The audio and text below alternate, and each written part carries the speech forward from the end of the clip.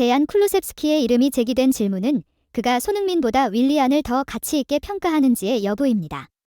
이 의문은 다소 놀라울 수 있지만 그에게서 정확한 답변을 얻기 위한 가장 신뢰성 있는 방법은 바로 그의 개인적인 견해를 듣는 것입니다.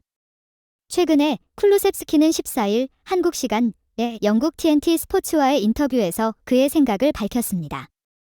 그는 그동안의 프리미어리그 PL에서 가장 뛰어난 5명의 윙어 선수들을 선택했습니다. 이들 중에서도 누가 가장 현저하게 주목받았는지를 고려하는 것은 흥미로운 이야기일 것입니다. 가장 먼저 쿨루셉스키가 뽑은 PL 역대 최고의 윙어 5위는 그의 토트넘 클럽의 선행자인 가레스 베일이었습니다.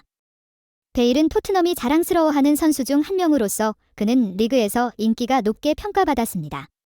그의 잠재력이 크게 터진 뒤에 그는 오랫동안 PL에서 활약하지 않았지만 그럼에도 불구하고 그가 정복한 짧은 시간에 그는 PFA 올해의 선수 2회 수상, 올해의 팀 3회 수상, 프리미어리그 올해의 선수 등을 포함한 매우 특별한 성과를 거뒀습니다. 분명히 그는 충분히 높이 평가받을 수 있었습니다. 그러나 이보다 더 황당한 것은 4위가 과거에 첼시에서 뛰었던 그리고 현재는 풀럼의 선수로 플레이 중인 윌리안이라는 사실이었습니다. 윌리안은 그의 빠르고 존재감 있는 플레이로 PL 2회 우승, FA컵 우승 등 여러 트로피를 가져갔습니다. 그리고 아자르와 함께 첼시의 공격을 주도하는 핵심 요소였습니다. 따라서 3위를 차지한 이는 모하메드 살라, PL의 현역 최고의 선수는 별로 깜짝 놀라울 것이 없습니다. 살라는 첼시에서 잘 못했지만 리버풀로 이적한 이후로 그는 계속해서 놀라운 퍼포먼스로 경기장을 혼란에 빠뜨리고 있습니다. 이는 그가 피파 올해의 선수 3위, PL 득점왕 3회, PL 올해의 선수, PFA 올해의 선수 2회, 올해의 팀 3회를 포함한 출중한 커리어와 연관이 있습니다. 쿨루셉스키가 그보다도 더 높게 평가한 윙어는 크리스티아누 호날두였습니다. PL의 마지막 발롱도르 수상자인 호날두는 PL 역사에서도 가장 최고의 윙어로 꾸준히 평가받는 선수입니다.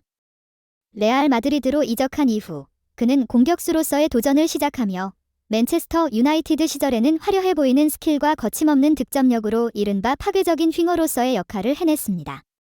그러나 쿨루셉스키가 전체 중에서 가장 무시할 수 없는 PL 역대 최고의 윙어는 에당 아자르였습니다. 아자르의 공로는 그의 수여된 상들로도 확인할 수 있습니다. 그들 중에는 UEFA 올해의 팀 2회, PL 올해의 선수, PL 도움왕 1회, PFA 올해의 선수, 올해의 팀 4회 등이 포함되어 있습니다. 그는 첼시 시절에는 쉽게 말해 PL의 광으로서 잘 알려져 있었습니다. 개인적인 선택이긴 하지만 쿨루셉스키가 손흥민을 선택하지 않았다는 사실이 약간 아쉽습니다. 베일, 살라, 호날두, 아자르는 모두 그 자리에 걸맞게 언급됐지만 윌리안보다는 손흥민이 고려 대상이었어야 한다는 생각입니다. 손흥민이 PL 득점왕, PFA 올해의 팀 등의 개인상을 받았던 것을 감안할 때 그가 윌리안을 초월한 선수라는 사실이 명백해 보입니다.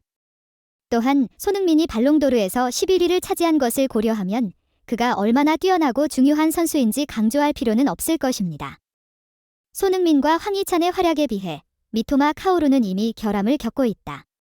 지난 6경기 동안 미토마 카오루는 아무런 공격적 요소도 제공하지 못하고 골든 부츠를 신을 수 있는 위치에서 멀어졌다. 그의 작업이 중단된 것은 아마도 볼이 그의 발에서 떨어지지 않음에도 불구하고 그가 형성한 공간에 대한 정확한 심적 그림이 더 이상 형성되지 않았기 때문으로 보입니다. 미토마 카오루는 일본 축구의 미래를 대표하는 유망한 사람들 중 한 명으로서 그는 프로페셔널 리그에서 데뷔하며 하나의 역사를 만들어 나가고 있다. 2020년에 가와사키 프론탈레로 데뷔해 첫 시즌 동안 5경기 연속 골을 넣는 화려한 데뷔를 선보였다. 그리고 그의 놀라운 성과는 2020 도쿄 올림픽에서 나타나 증명되었고 이에 따라 브라이튼으로부터 공식적인 관심을 받아올 수 있었다. 지난 시즌에는 빛나는 작품을 통해 그는 주목을 받았다. 이적 초기의 경기에서는 팀 내부에서 주전을 차지하는 데 있어 다소 어려움을 겪었지만 그레이엄 포터 감독 체제 아래에서는 확실하게 주목받지 못했다. 그럼에도 로베르토 데 제르비 감독이 부임하면서 미토마의 플레이 시간이 점차 늘어나게 되었다. 미토마 카오루는 프리미어리그에서 데뷔하자마자 7개의 골과 6개의 어시스트를 기록하여 조상들의 언어를 구사하는 선수가 그 결과를 달성했다는 점에서 단일 시즌 최다 골과 공격 포인트 기록을 갱신했다. 이와 같은 성과를 통해 그는 카가와 신지와 오카자키 신지의 과거 기록을 넘어섰다. 우리는 이 두 선수를 알게 되었다. 드리블이 장점인 그는 경기장에서 폭발력 있는 스피드를 선보이며 상대 선수를 허무하게 만든다. 기본 기술력이 뛰어난 그는 공과의 접촉이 단순하고 간결하며 몸의 밸런스를 잘 유지하여 낮은 자세로 드리블을 한다. 그의 눈부신 활약은 이번 시즌 피얼 올해의 팀 오브 더 시즌 TOTS 후보에 이름을 올려 선정되는 데 기여했다. 한편 브라이튼 팀은 지난 시즌 파스칼 그로스, 솔리 마치, 에반 퍼거슨, 훌리오 엔시소 등과 함께 활약한 미토마 카오루의 도움으로 6위로 자리 잡았다. 자신들의 역사상 최초로 유럽 축구연맹, UEFA, 유로파리그, UEL에 진출하는 성과를 달성했다. 그러나 최근 곤경에 처한 미토마 카오루는 그의 훌륭한 실력을 다시 한번 보여줄 필요가 있다. 울버햄튼을 상대로 한 골 1도움의 성과를 냈고 본머스를 상대로 멀티골을 넣으며 올 시즌 6라운드까지 3골 3도움을 기록했다. 그러나 7라운드부터는 그가 전혀 공격적 점수를 올리지 못하였다. 미토마 카오루는 7라운드부터 12라운드까지 총 6경기에 걸쳐 어떠한 공격 포인트도 얻지 못하였다.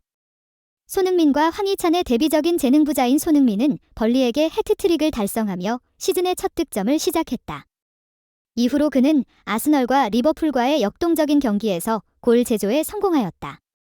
또한 황희찬 역시 최근에 형성된 실적으로 인해 울버햄튼의 10월 이달의 선수로 선정되었다. 황희찬은 아스톤 빌라, 본머스, 뉴캐슬 유나이티드를 순차적으로 상대로 하며 2골 1도움을 성공적으로 올렸다. 시즌 초반에 미토마 카오루는 탁월한 성과를 보여주었지만 그의 부진도 브라이튼의 실적에 영향을 미쳤다. 브라이튼은 이번 시즌 7라운드부터 12라운드까지 2무 4패의 성적을 거두었다. 이에 그들은 반등을 필요로 한다. 많은 기대를 받았던 미토마는 이번 실적을 뒤집어 이런 부진의 늪에서 벗어날 수 있을지 모두가 주목하고 있다.